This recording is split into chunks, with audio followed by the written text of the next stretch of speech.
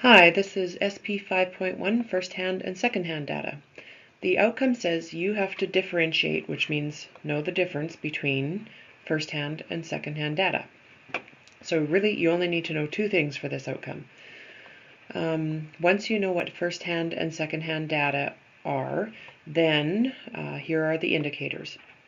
You have to provide an example of some data that's relevant to your life. And so that'll be pretty easy. We can make charts and graphs about stuff that pertains to you.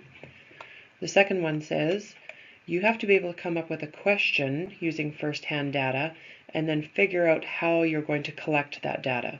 So the example that they've given us is, what game will we play at home tonight? So you could ask your family and see what kind of game they want to play and come up with an answer to that question. That's something that you can gather yourself. The next one says you have to come up with a question that could be answered using second-hand data. And they've given the example here, which has the larger population, my community or my friend's community? So this is not something you're going to go out and collect yourself. You're not going to go to your friend's community and see how many people live there and count every single one of them. That is information that you're going to gather from maybe a website or a survey or a book or some other place that already has the data. You just have to go find it. So that is the difference between first-hand and second-hand data. First-hand data is stuff that you collect yourself, like this one, and second-hand data is stuff that you find elsewhere. The last outcome says you have to find examples of second-hand data in print or electronic media, such as a newspaper, a magazine, or a website, and then compare all the different ways that they use the data and what information it actually gives you. So if you're looking up stuff about health-related issues or sports data, you'd have to figure out what is that data actually telling you. So let's get into that. Next slide. All right, this one is all about first-hand data. And first-hand data is collected by your own observation. So this boy is examining his butterfly. He is looking at its colors and traits, and he's figuring out all the data that he needs by looking at it. So he's not looking at a website, he's not getting the information from a book, he's out there collecting the data himself, firsthand. These guys with the cameras are collecting data using all their tools. They've got cameras and notebooks and binoculars, and they're examining whatever it is they're examining, but it's firsthand. They didn't just look in a book in their office, they actually went out to the field and tried to gather the data themselves. These doctors are examining this poor patient. I don't know why it takes 4 of them, but it does. So they're probably collecting a blood sample. They might take her heart rate. They might ask her how she's doing. And then they've got their handy dandy notebook right there. They're going to write it all down, and they're collecting first-hand data. So they are there in person doing it themselves. Now, second-hand data is the stuff that you read on the internet or in a book or in a survey. You didn't collect this data yourself. Somebody else did. So now that is the problem with second-hand data. It's collected by other people. Can we trust these people? I don't know. If your data comes from someplace like Statistics Canada, that's a government website. And so the government has laws and rules that says whatever they put on their website has to be true.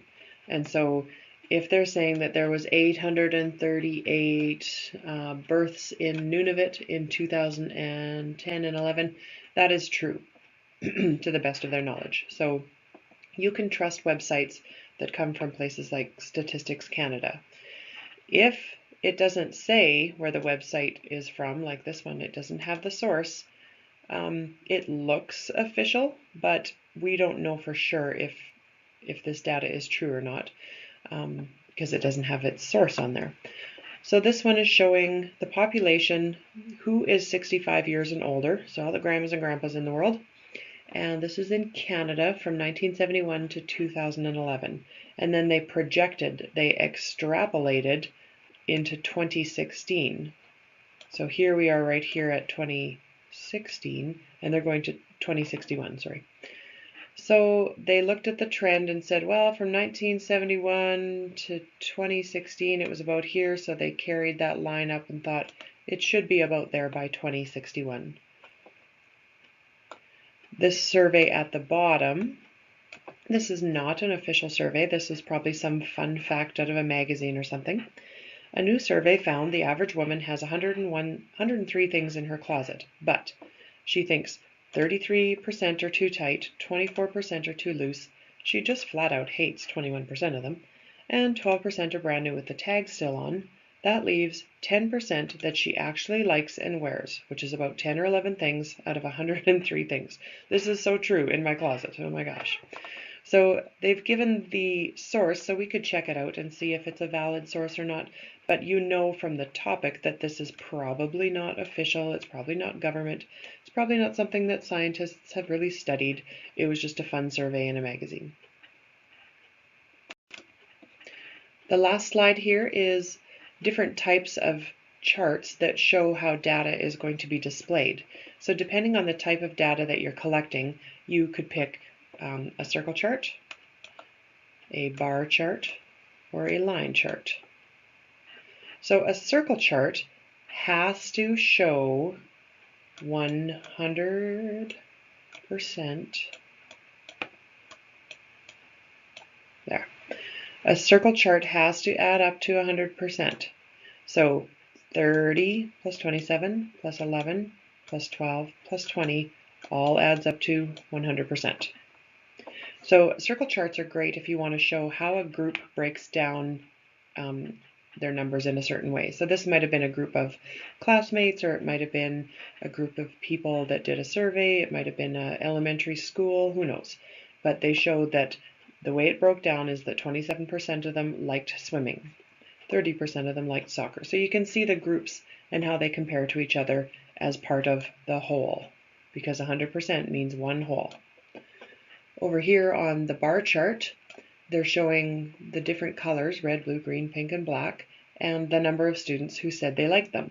So this doesn't necessarily add up to 100%, but it does show the comparison between red and pink, and you can tell that red is more the favorite than pink is. So about 23 students liked red, and about maybe 2 students liked pink.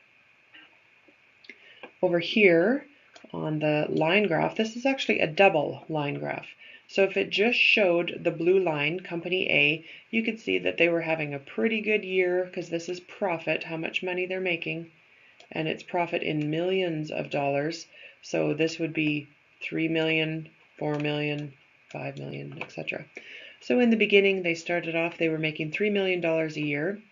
Within 4 years, they were up to $7 million a year, so the company was really growing, and then something bad happened, and they went down to $4 million a year, but they're getting better, they're on the mend again. So line graphs are great for showing trends over time. So they were on an upward trend to start with, and then they were on the downward trend, and now they're going back up again. So you can see whether it's increasing or decreasing, and usually line graphs show time on the bottom, so this is years.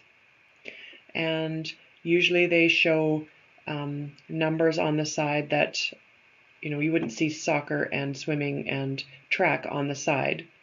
You would see numbers that are increasing here and numbers that are increasing here, usually time.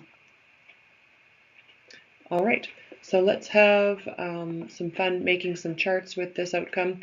Reading data is not that hard if you know what you're looking for and you know a little bit about charts. And remember that first-hand data is something you collect yourself. So you could probably collect this kind of data yourself by doing a little survey or asking people. Same with this one, you could collect that firsthand and just ask people what their favorite color is. This one, unless you're going to go to those companies and look in their books and figure out what their profit was, you probably wouldn't collect that firsthand. You would probably use secondhand information because you don't want to collect that yourself. You would go to their website and maybe see what they've reported as their profit, and then you could compare the two using secondhand data. See you later.